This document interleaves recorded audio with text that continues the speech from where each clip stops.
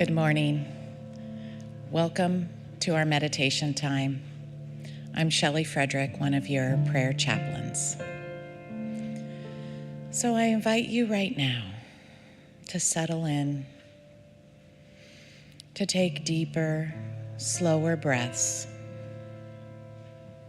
Relax into the chair. Let it fully support you. Release any tension in your body, any busy thoughts in your mind. Let your mind become quiet. Any thoughts that come up can be like clouds drifting by. Any sounds you hear just take you deeper. Take another deep breath and let it out.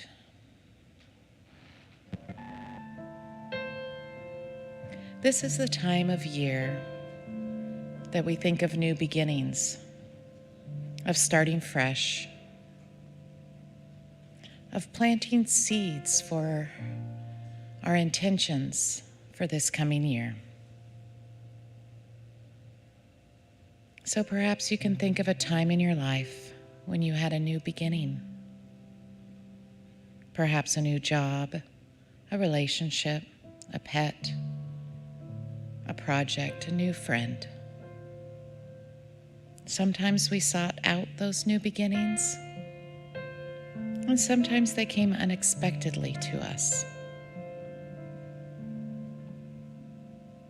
Often we come to new beginnings when we have an openness, a desire, or a willingness. So as we move into meditation,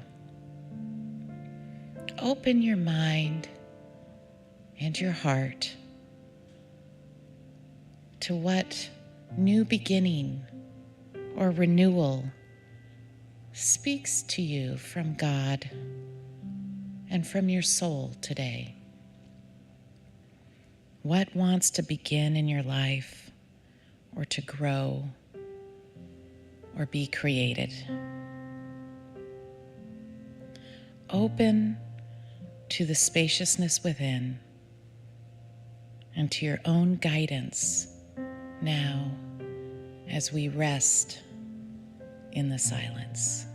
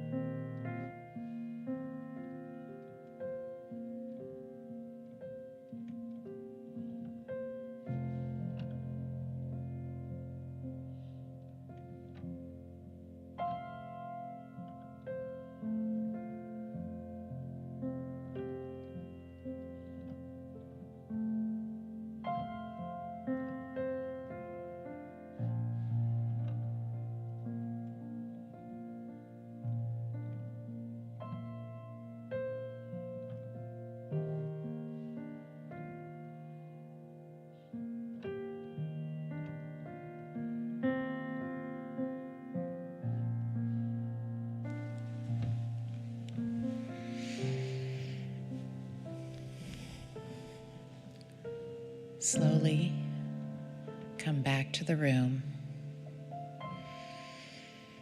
Take some deep breaths back into your body. Wiggle your toes. Open your eyes when you are ready. Know that as we move into the service today, that you remain open and receptive to renewal and new beginnings. We welcome our church family in person and virtually to our celebration service today, knowing that all are made new by the eternal presence. We know that divine grace and love greets and enfolds everyone today. We bless and are grateful for everyone in service today, for our ministers, our music, and each other. And so it is. Blessings.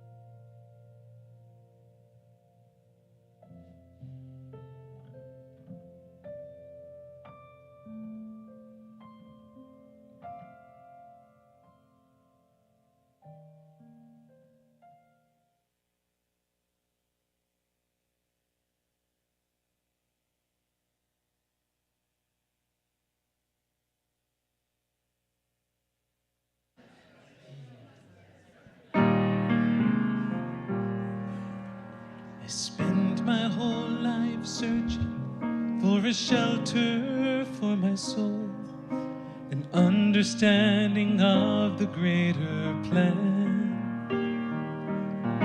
In these walls I've seen the light of love pure and divine, helps me remember who I really am. In every face it's clear, we're all God's children here, and it feels like home, it feels like home. I finally found a place where I belong. It feels like home, it feels like home, a family that I can call my own. It feels like home. It's a place to share your burden. It's safe to shed a tear, say a prayer and raise your voice in song, where every heart is honored and every path is too. No one's here to judge you right or wrong, and there's no shame, no sin in this place where love begins. And it feels like home, it feels like home. I finally found a place where I belong. It feels like home, it feels like home, a family that I can call my own. It feels like home.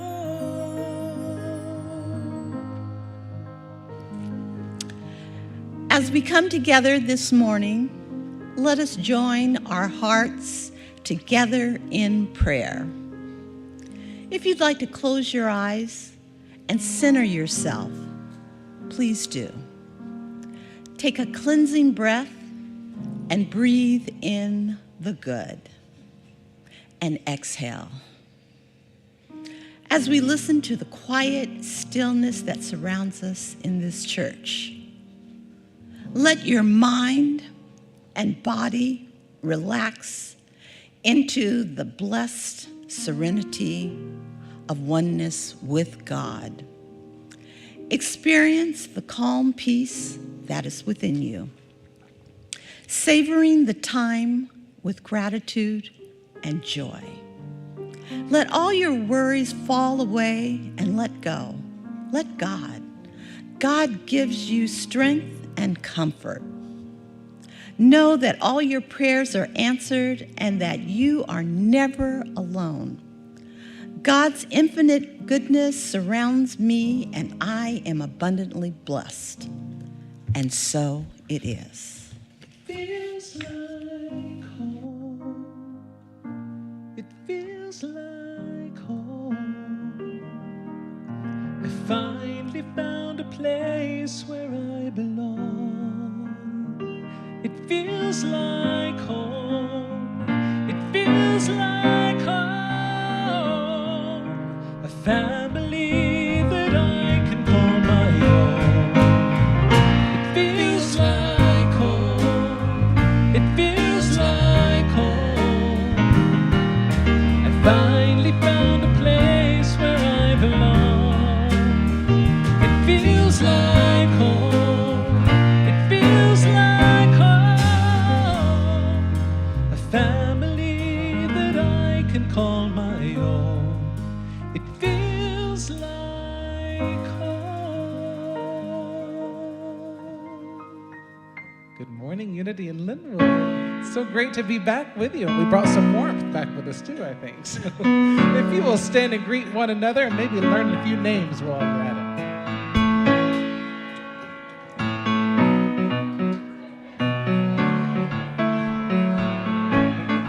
I'm in the right place at at the right time. I am just where I'm supposed to be. I'm in the right place at the right time. I am just where I'm supposed to be. I'm in the right place at the right time. I am just where I'm supposed to be. I'm in the right place at the right time. I am just where I'm supposed to be.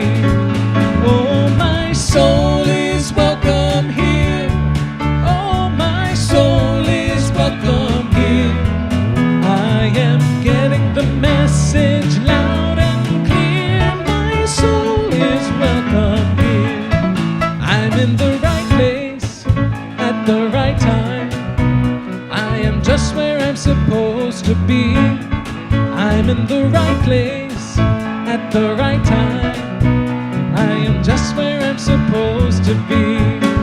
Oh, my soul is welcome here. Oh, my soul is welcome here. I am getting the message loud and clear. My soul is welcome here. I am getting the message loud and clear. My soul is welcome here. Woo! Well, aren't we blessed with great music this morning? Thank you, Matthew and Dr. Richard and our incredible band, and welcome home. I am Frances Johnson, your welcome host. I really like the meet and greet because it gives you a chance to connect with old friends, introduce yourself to newer people that you've been wanting to say hello to but didn't have a chance, and to reach out to newcomers who are here for the first time.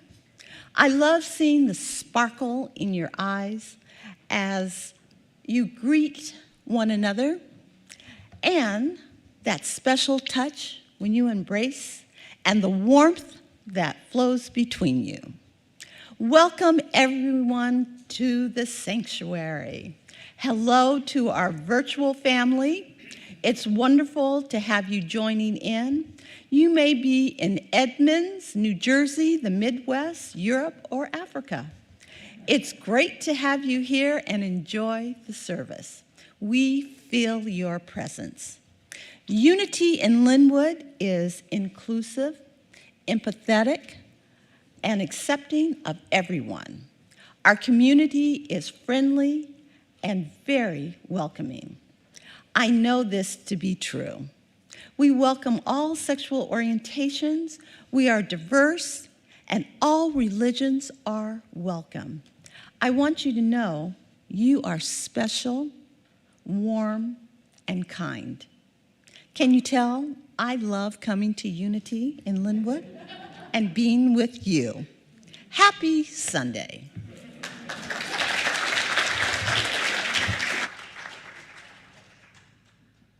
Holy morn, rise in the desert, follow the sun, follow me down. Holy morn, rise with the eagle. I will be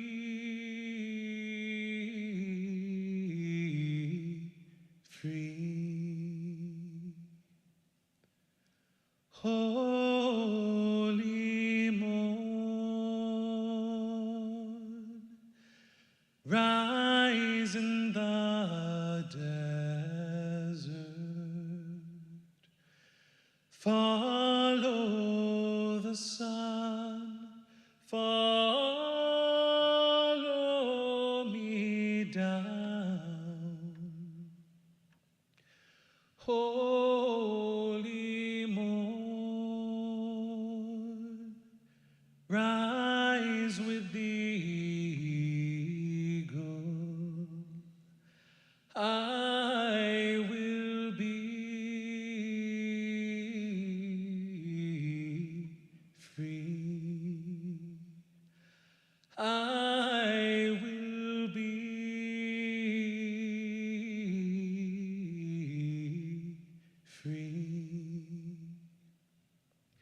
I will be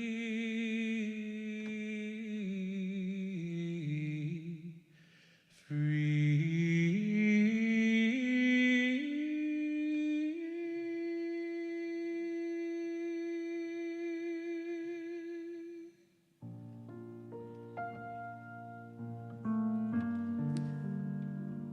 This next song is written by a friend of ours, Carl Anthony, who some of you came to see when he was here. And it's a simple chant, and it's beautiful. So I'll sing it through once. The words will be behind me, and I'll invite you to sing with me on the second time.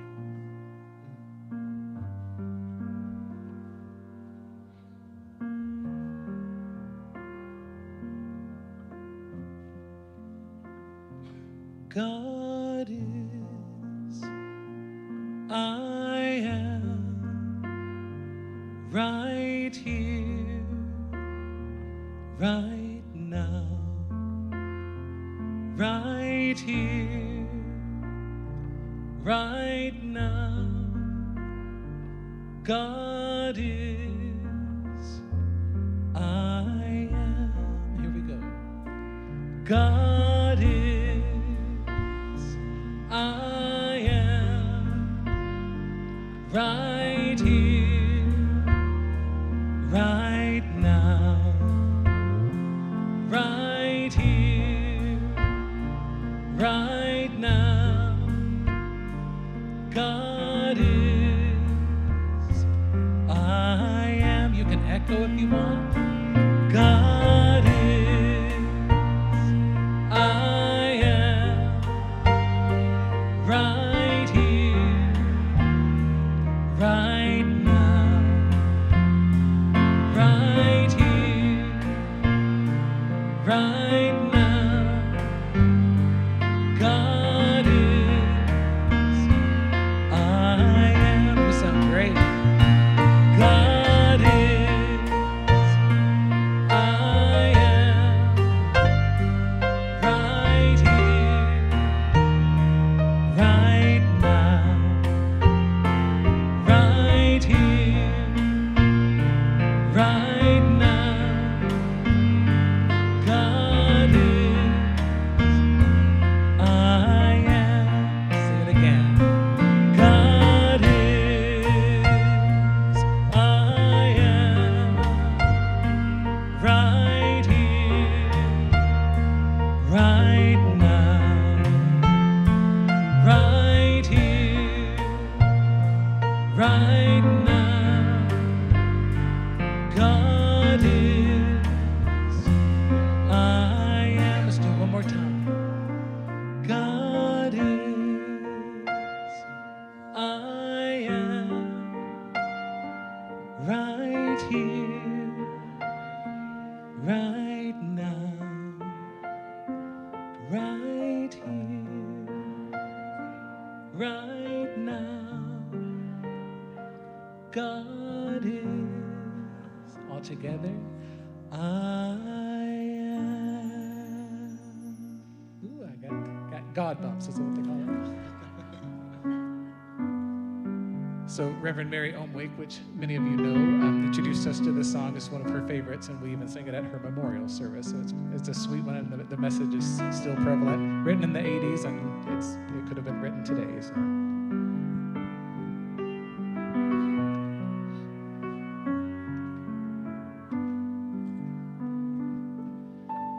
I realize that I am here to help create one peaceful world.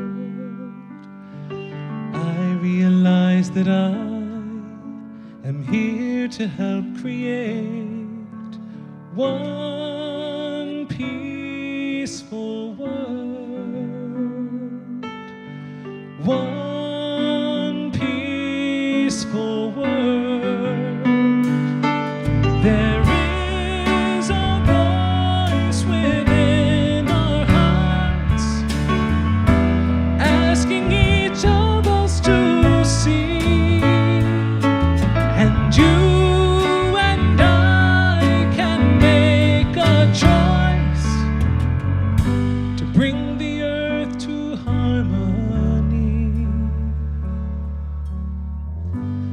help each other to be free. I realize that I am here to help create one peaceful world. I realize that I am here to help create one peaceful world. One peaceful world. When we decide it's time for peace, only love shall we extend.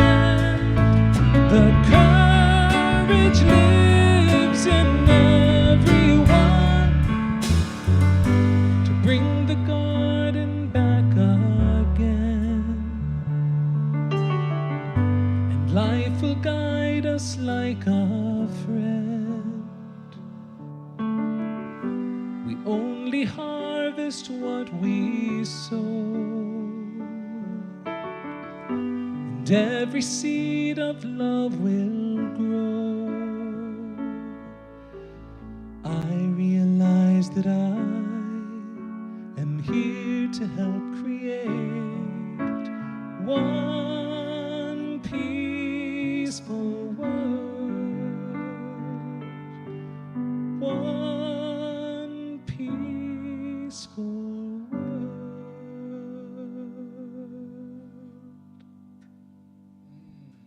Thank you so much. Thank you so much. Got a great band. Thank you.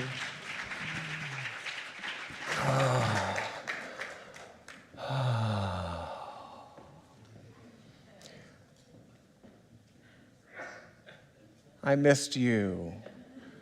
I missed you. I missed the immense privilege of sharing space with you, even though I shared consciousness and love with you from afar.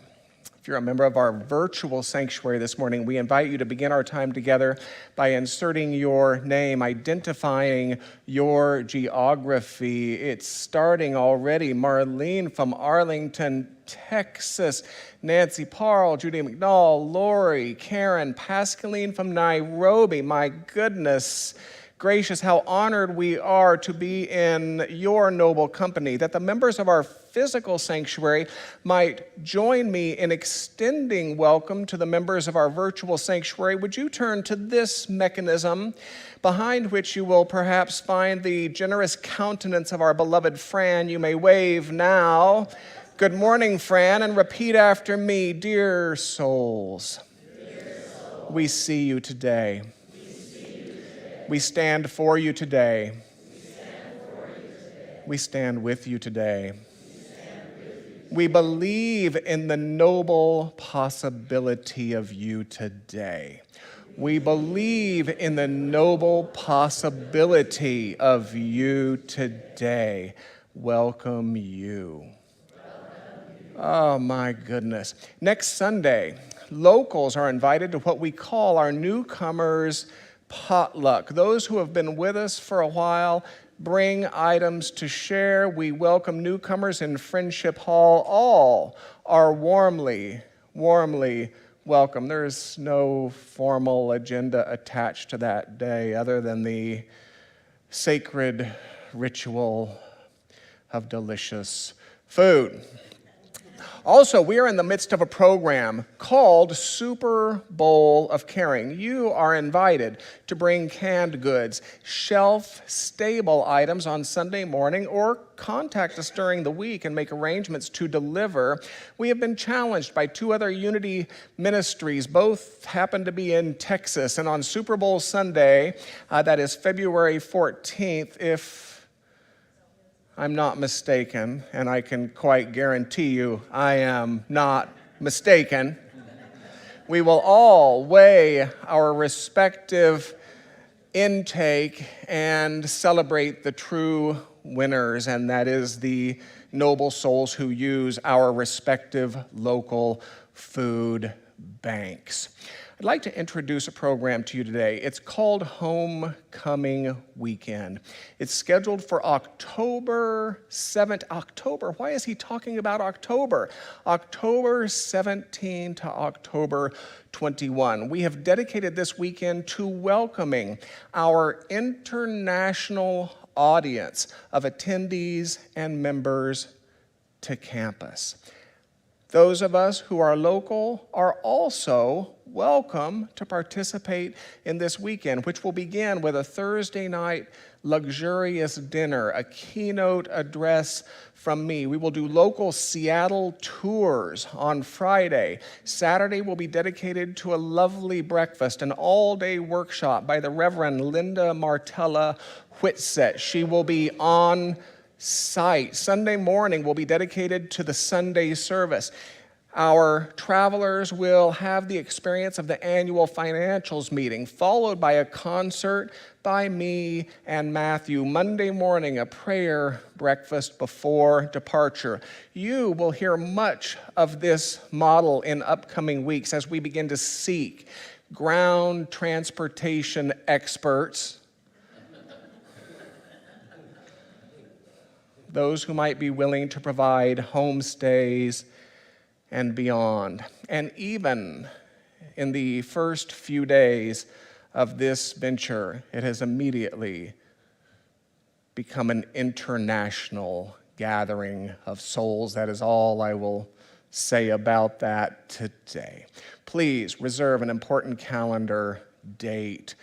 Practical spirituality, welcoming community. That mission statement, so short in word, so very deep in meaning. Today I've chosen the 6th of 7 statements designed to bring these words into greater specificity in our lives. It reads as follows: we welcome people.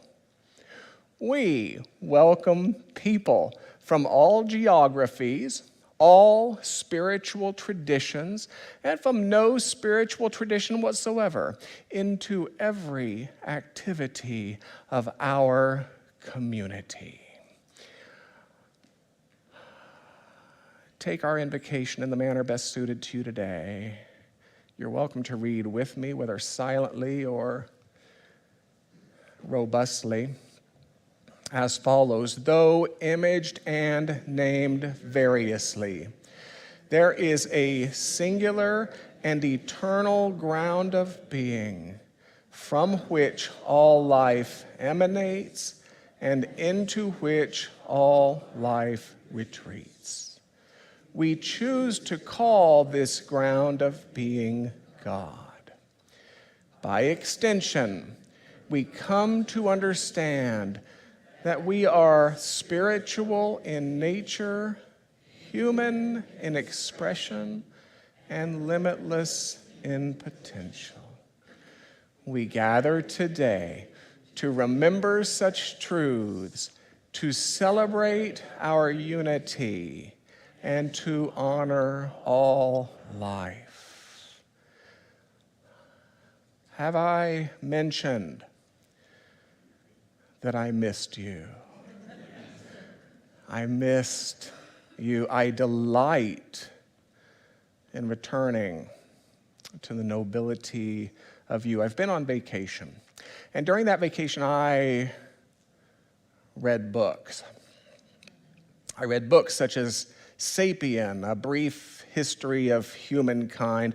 Brief really being the author's attempt at sarcasm, I think. I've been reading that book for 3 years. Unity and World Religions, How Jesus Became God, Meeting Jesus Again for the First Time, and The Hero with 1,000 Faces. Said another way, during that vacation, I read books about history from some 14 billion years ago, including those sapiens of 150,000 years ago, whose appearance could have landed them in this very room without being noticed at all, assuming, of course, that we could convince them to snip, and clip and shave and shop at the local dress barn like we do.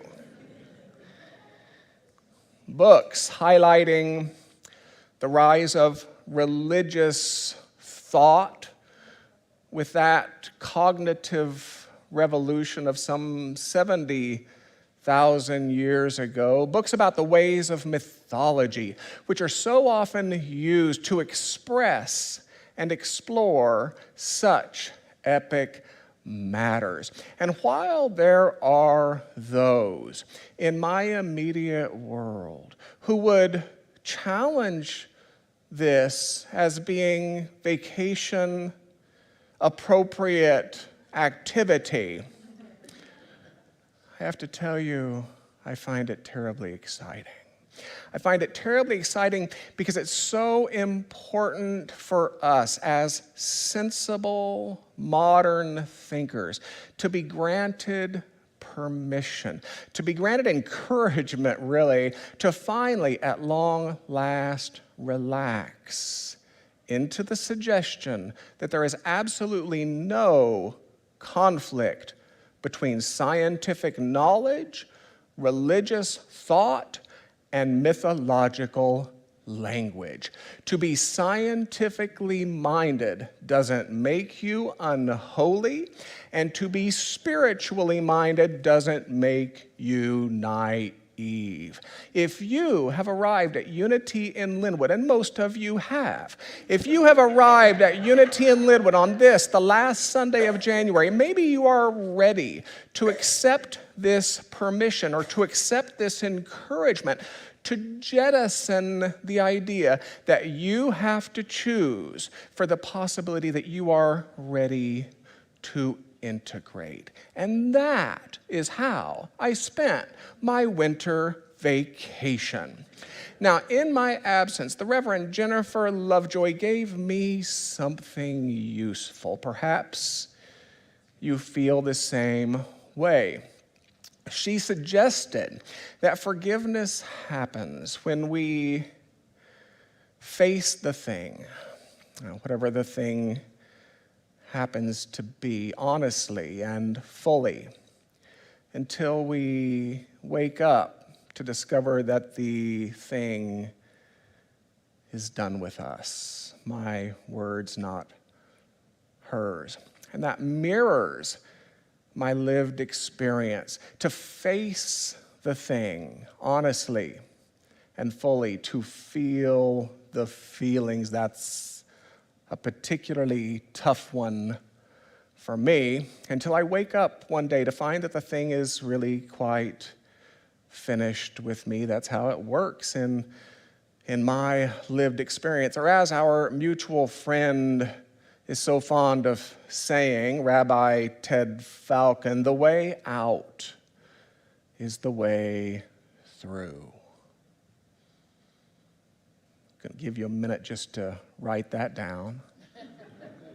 The way out is the way through. Elizabeth Nachman reminded me that time spent in spiritual practice, time spent in meditation, prepares me to respond instead of react to whatever it is that any given day might present. And if you think being a minister destines one for days filled with unicorns and rainbows, you, beloved soul, would be sadly mistaken. Or as I like to say, wherever you find people, you'll find people there. That's my saying. Wherever you find people, you'll find people there. So I offer Jennifer, I offer Elizabeth, I offer the wonderful musicians, volunteers, crew, sincere thanks for your excellent work in my absence. Would you join me in expressing thanks, please?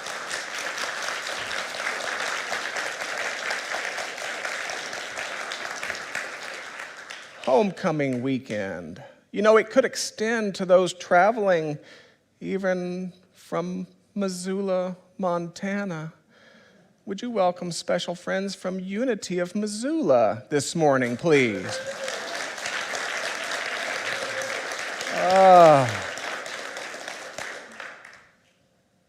Now, about these ways of mythology. Mythology is not untruth. Mythology is a way of communicating ideas and concepts so broad that we are required to stretch beyond the limits of the linear mind. For something to be delivered or expressed in the language of mythology isn't to reduce that thing at all. It's to elevate that thing. It's to acknowledge that the thing is really too big for words alone. Now, we need not look beyond our own geography and our own era to realize that we cloak noble and broad ideas such as generosity and possibility and grace in the mythological clothing, if you will, of Santa Claus. That our youngest people might have a way to grasp those ideas. We use music to do the same thing. Is there anyone among us who doesn't touch something of that mystical spirit of Christmas? A spirit that defies the logic of our daily lives when we sing those lyrics, Silent night, holy night, all is calm. I have to wonder if that's why we also sing, oh, that we could only see such spirit through the year. So we, modern people, while we tend to ask ridiculous questions, such as, is Santa Claus real or a myth? I would have us consider that the only good answer is yes. The only good answer is yes. And if you don't think this applies to you, if you don't think this tendency applies to you, just think about great old Uncle so-and-so, twice removed. Think about his funeral, held mere days after his passing, and how you sat in that pew and heard stories of a person you don't think you ever met. Am I in the right church? You might have found yourself thinking, did these people know the same guy? So was great Uncle so-and-so twice removed real or a myth, even mere days after his passing? I would suggest that the only good answer is yes. And these ways of mythology used to describe noble and broad ideas and, yes, epic and important lives, these ways permeate our religious traditions. So much so that our religious traditions, having been recorded in written form only for a few seconds, really, you understand. Basically, earlier this morning, cosmically speaking, our religious traditions are brimming with elephant gods and epic floods, armpit births, can you imagine? Armpit births, angelic hosts, guiding stars, and while modern people tend to ask ridiculous questions, such as, are elephant gods and epic floods, armpit births, can you imagine, real, or are they myths? And I'm here this morning to suggest that the only good answer is Yes. And the encouragement is that we learn to treat our wisdom teachings in the same way that we treat Santa Claus. As we grow up, let us learn to abandon the mythological clothing as we hold the deeper ideas close. That's the encouragement. Now, there are a few richer contexts for this practice than what I like to call our Hebrew Bible.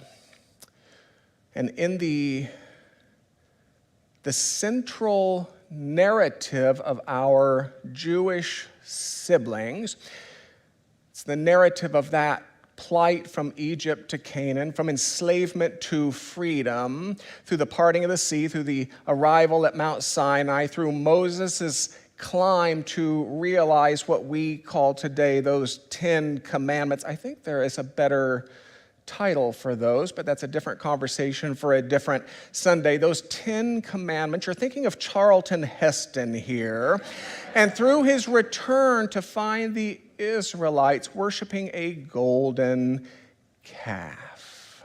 Now, it was during that escape that some of the emancipated people got uncomfortable. In fact, they got so uncomfortable that they suggested it might be better to turn back to their lives of enslavement, but at least it's predictable enslavement, rather than pressing forward. And I found myself thinking, I could draw a teaching from that.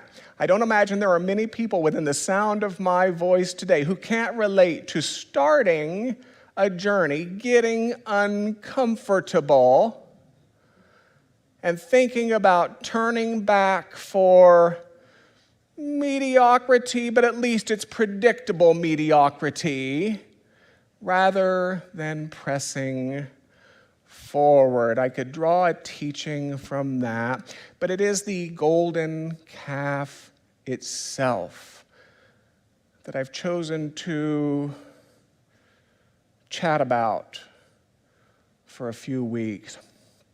For when I ask the question, is the golden calf real or a myth? The only good answer is a resounding yes. And while there are many meanings that can be extracted from this real myth. Did I just coin a new term there? I might have. While there are many meanings which can be extracted from this real myth, the one I will suggest goes something like this. We are either idolizing the divine or we are idolizing the ordinary. The world, your world, is an obstacle course of golden calves which would tempt you, draw you, tantalize you with their shiny ways from that font everlasting that exists at the very heart of you. And for our purposes today, let's consider God to be a font everlasting at the very heart of you, a font everlasting of wisdom, inspiration, of guidance, of purpose, and so forth. Maybe that's a good affirmation for your use this week. There is a font everlasting at the very heart of me. How do you like that? If it feels like an idea you're willing to entertain, I know Cameron will eventually. That's a joke because it's already up, you see. The affirmation, there's a font everlasting at the very heart of me. Will you try it, please? There's a font everlasting at the very heart of me. Now, this is important because when we idolize the ordinary, we close to what we would call divine. Said another way, when we idolize our comforts, when we idolize our limitations, when we idolize our fears, we close, in a sense, to the limitless potentials of a limitless universe. I have been on vacation. And have I mentioned that? I've been on vacation. And one morning I was drinking coffee on the balcony, watching humpback whales frolic.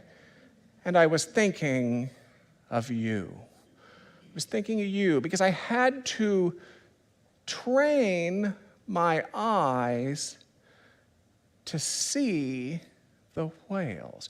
Now, I know that sounds strange, but before my eyes knew what to seek, they struggled to find.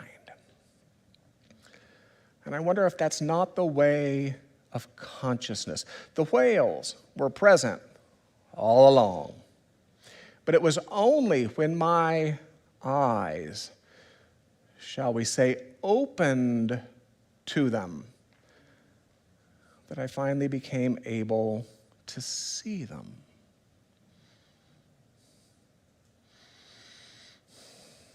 I think this real myth speaks to such a tendency, because when we idolize the many shining temptations of the sensory world, we tend to remain blind to the limitless beauties which were present, surrounding us all along. We are either idolizing the divine or we are idolizing the ordinary. This teaching, then, doesn't encourage us to play some big game so much as it encourages us just to stop playing a small game. It doesn't encourage us to reach for some star so much as it encourages us just to stop dallying in the mud. It was Unity co-founder Charles Fillmore who spoke to this by saying, everyone who accomplishes first sees in mind. Everyone who accomplishes first sees in mind. So starting next week, we will explore a few of the golden calves of daily life. You're welcome. From my lived experience, these golden calves include comforts and limitations.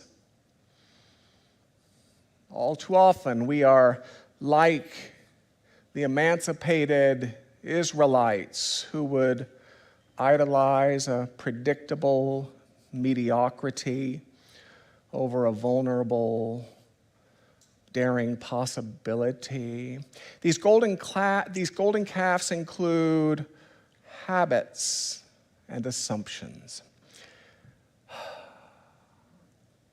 Without something to jolt us awake, we seldom lift our eyes long enough to see a better way to work, much less a better way to live. And if you don't believe that we have a tendency to idolize habits and assumptions, let's begin with a very simple question. Did you arrive this morning only to make a direct route to your chair?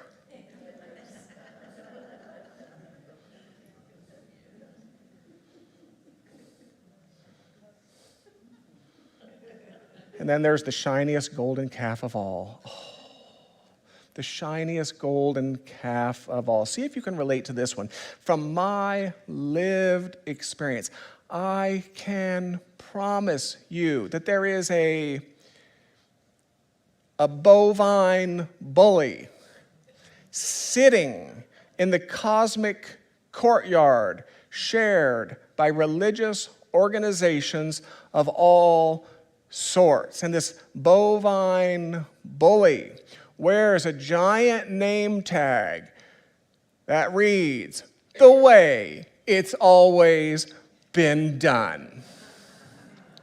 the way it's always been done. We are either idolizing the divine or we are idolizing the ordinary. And the divine is that endless font of perceiving and intuiting and imagining and believing and being that resides at the very heart of you. And the ordinary, well, that's everything else. Take a deep breath, please. The gift of being quiet, let us accept that right now. The gift of being safe in the presence of noble souls. Let us give ourselves to that gift right now. The gift of deep listening. Let us give ourselves to that gift right now. The gift of love. For 3, 4 minutes, let us give ourselves to that gift now. And we begin by taking a breath.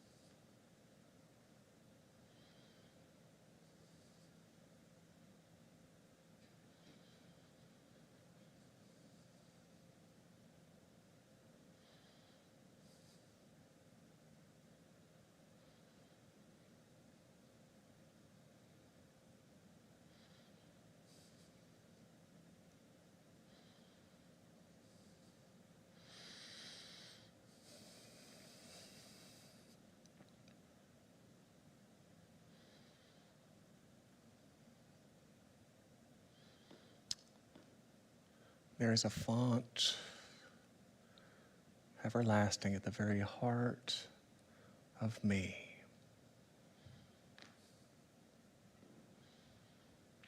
Let's take that together. There is a font everlasting at the very heart of me. This is a font of wisdom, a font of guidance, a font of life. Together, there is a font everlasting at the very heart of me. This is a font of sufficiency. This is a restorative activity, a healing possibility. Together there is an everlasting font at the very heart of me. I turn my attention from the world and its shiny calves to the everlasting font at the very heart of me, knowing or being willing to know that it is ample, that in the words of the great thinker, that which is within me is certainly ample to all which is before me. In this, let us join our hearts together with something of a gratitude. Let us say thank you together. Thank you. Let us say thank you together. Thank you. And one last time, let us say thank you. And so it is.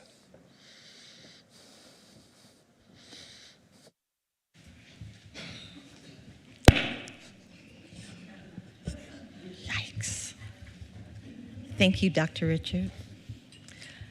Thank you for gifts and offerings to our church to help with the operational expenses. I am grateful for all that I have, all that I give, and all that I receive. We offer opportunities to practice giving and receiving that we might cooperate with the reciprocal nature of the spiritual universe. In other words, while your giving matters to us, we suggest your giving matter to you as well. Electronic giving options will appear on your screen. For those choosing to give a physical gift, the ushers will gratefully pass baskets. If you would like information about UIL's programs of regular giving, planned giving, or legacy giving, please grab a Giver's Circle brochure or write Dr. Richard directly. For those already participating, we extend special thanks. Please join me in our affirmation as it appears on screen. I give freely and generously, fulfilling the law of giving and receiving. Blessed always, blessed always, for the arms of God surround us. Let our joy be so triumphant that we rest in God and say amen. Blessed always, blessed always, for the arms of God surround us. Let our joy be so triumphant that we rest in God and say amen.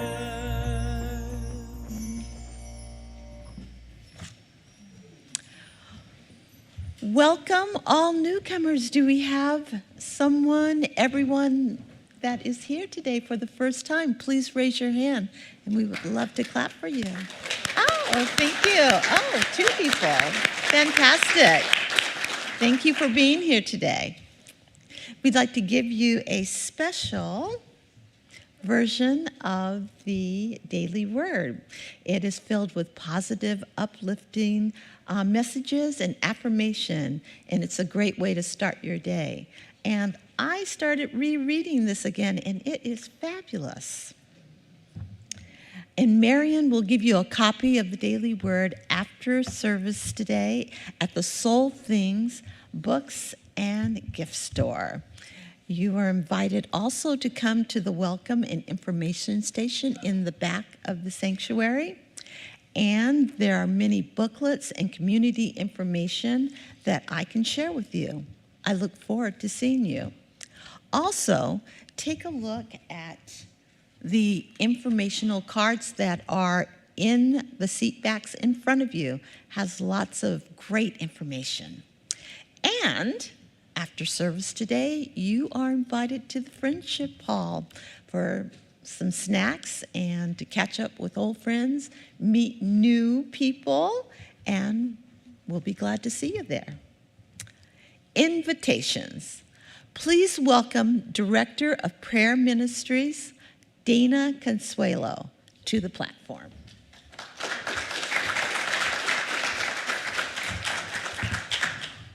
Good morning.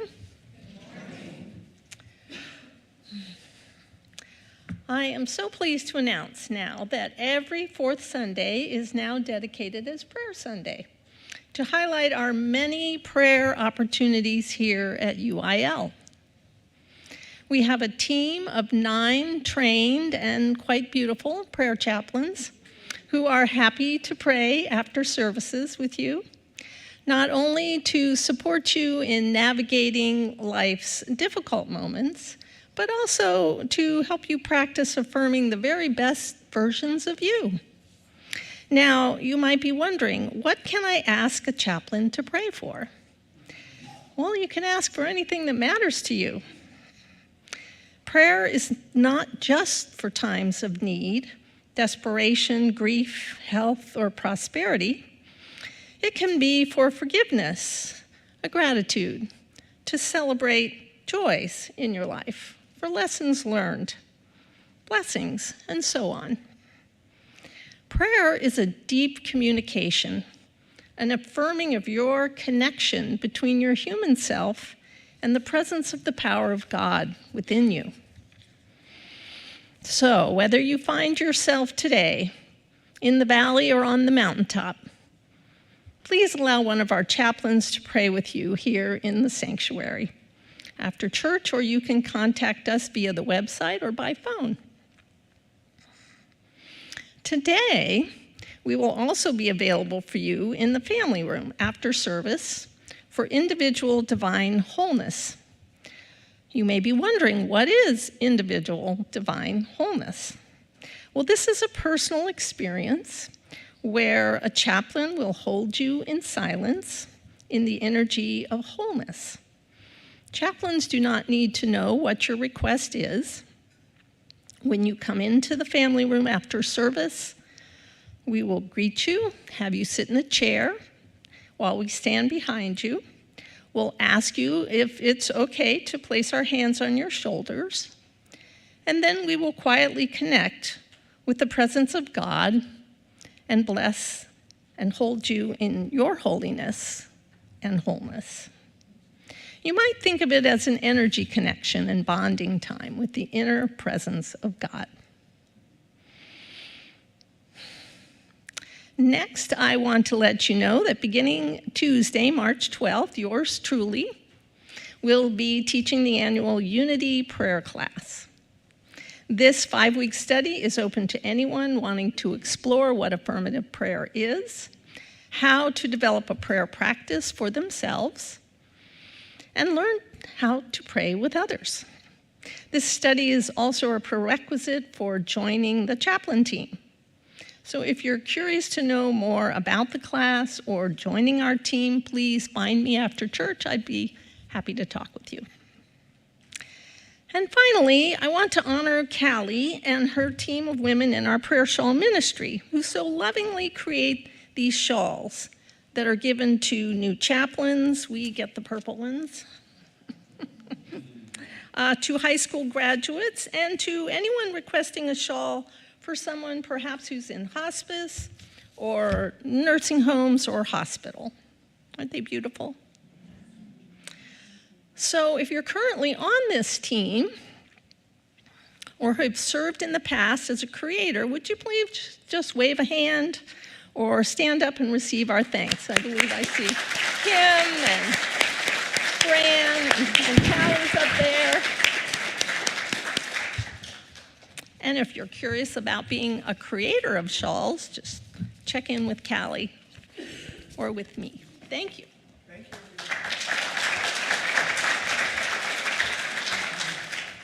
Thank you, Dana. Please consider the offerings of UIL small group and interfaith ministries as they appear on your screen. February's women's group will feature a vision board workshop. Bring some color magazines and plan to stay until noon. Please pre-register, space is limited. Annual financials meeting today at 12:30 p.m. UIL's Board of Trustees invites you to attend. All are welcome to join in the presentation of UIL's 2023 fiscal performance, current position, and 2024 budget. Starting next Sunday, joining members are invited into the Basics of Unity, an overview of history of unity and the 5 tenets, expectations of membership, ministry bylaws, and policy. This class will be offered on-site and virtually. While all 3 classes are required of joining members, all are welcome. And finally, Chocolate Cabaret, Your Stories, Your Songs, Wednesday, February 14th at 7 p.m. Join Matthew Wilson and Dr. Richard Loren Held for the popular event, featuring a cookie and ice cream sundae bar opening at 6:30. This year, guests are invited to submit a song request by writing Matthew. Beyond that, if you would like to have your personal love story shared, please submit text 250-word maximum. Submissions are due no later than Sunday, February 4th. Not all submissions can be included. Ticket prices are $25. Thank you.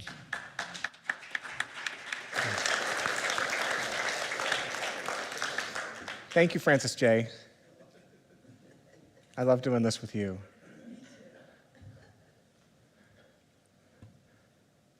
I've missed you.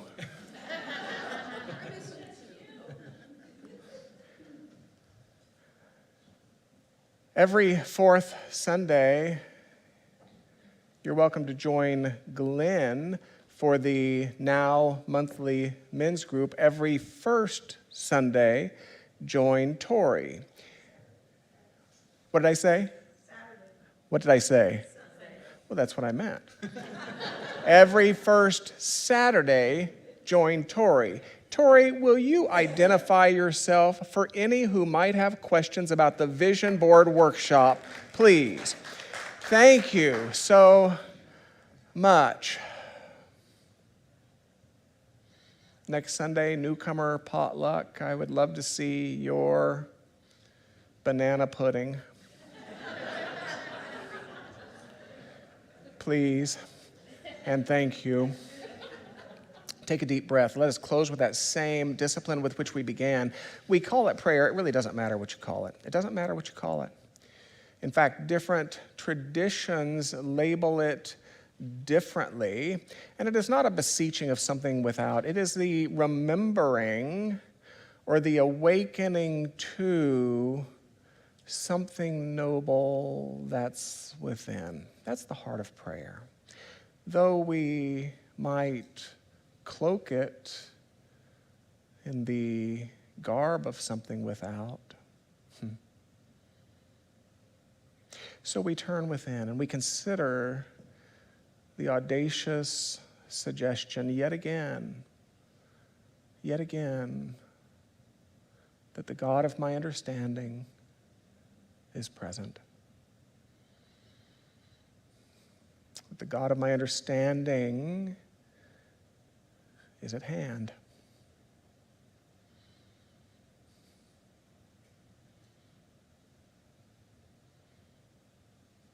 And perhaps most poignant of all, the God of my understanding is enough.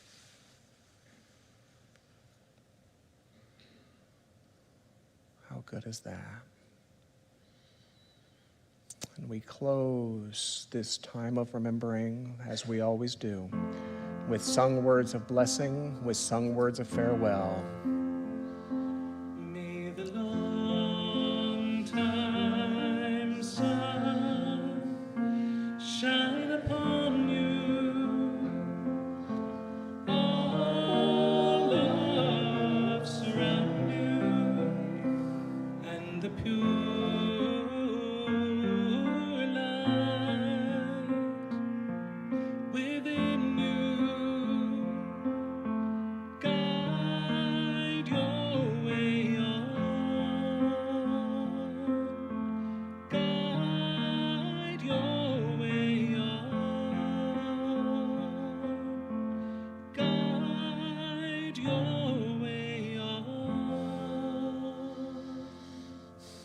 May that light within you, may that font everlasting within you guide your way on. What an affirmation.